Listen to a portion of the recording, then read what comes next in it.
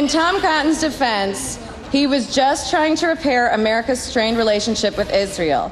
But you know what? He doesn't need to worry about that. Our relationship will be better in the next administration, just as soon as Israel makes a generous donation to the Clinton Foundation.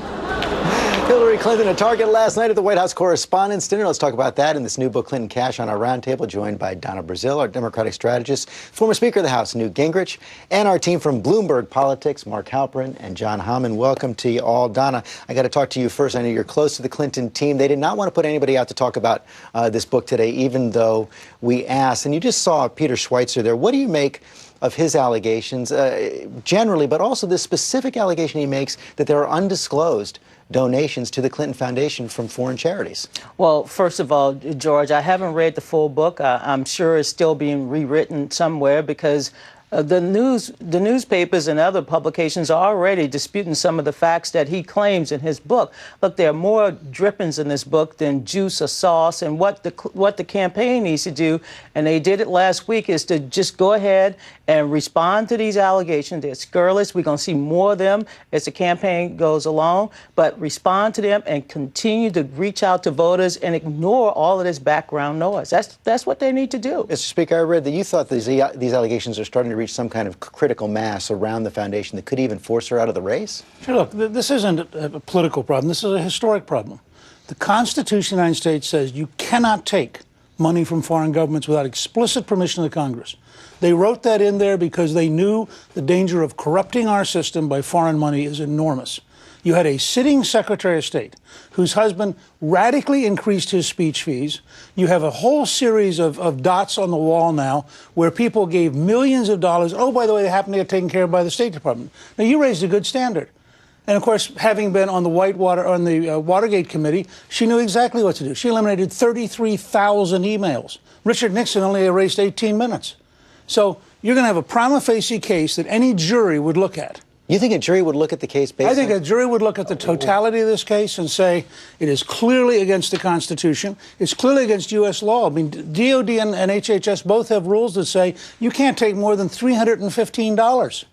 It's a global foundation, and they released all of their donors. Something that not all of them. Some of them they found in the aggregate they didn't, but it was the funding. The funding was released. 3 years. They just now announced they skipped 3 years. Look, they're amending those documents. There's no legal requirement to do so, but they're amending it, and they're adding. A foundation controlled by your husband is the same as money to you. It is clear in federal law. This would if it wasn't Hillary Clinton, this would clearly. The only reason why we're having this conversation is because they are transparent. They have released a list of their donors, something that we don't get from any of the Republican super PACs or foundations. Mark Halperin, how serious is this? The Clinton Foundation does great work. Some of the charges against her are overstated. That's on one side of the ledger. On the other side of the ledger, it's extraordinarily serious. Imagine if an assistant secretary of state had done what Hillary Clinton, we know that she did. They'd be out of the State Department. Which things? Like commingling, a family foundation, donations from foreign governments, increased speech fees, and government actions. We don't know about... Well, no evidence of government action. Well, there were government actions taken. What we don't know, and this goes to the deleted emails, is what kind of communication did Hillary Clinton have on her private email account regarding her husband's speeches and regarding the foundation activities that involve foreign donations? If they hadn't been so careless at the foundation, if she hadn't deleted the emails, and if they put somebody out on the show today to answer the questions, I think a lot of this could be put to rest, but none of those things are true. And that specific question that arises, which is, are emails that were revolved around these issues, around your husband's foundation work, did those fall under the what you considered private emails, personal emails, and so therefore were flushed down the drain, or were they part of the public record? That is a question that has not been addressed, and she must answer that question, I think, because it goes to the core of whether there is at least the appearance of an obstruction of justice kind of activity on her part in getting rid of that email server. No, this is just more trying to look under the curtain to see if there's any there. Again, I mean, look, I think they've been very forthcoming in listing their donors and showing the aggregate amount. And as Mark said, doing good work. But this is just more there to Do they see if need there's to some do more? connection. Of course, George. I mean, I think responding to the allegations in the book, they put the information out, and they'll put out more information. But the more you put out, the more you detract from the message, and you give Republicans fodder. That's all they want to do. The Republicans just want to talk about Hillary Clinton and Bill Clinton. They don't want to talk about issues. I think there's a very simple case here. The Constitution says you can't take this stuff. We have federal laws that say you can't take this stuff. If this was any person to Hillary Clinton, they'd be under indictment right now for clearly straightforward problem.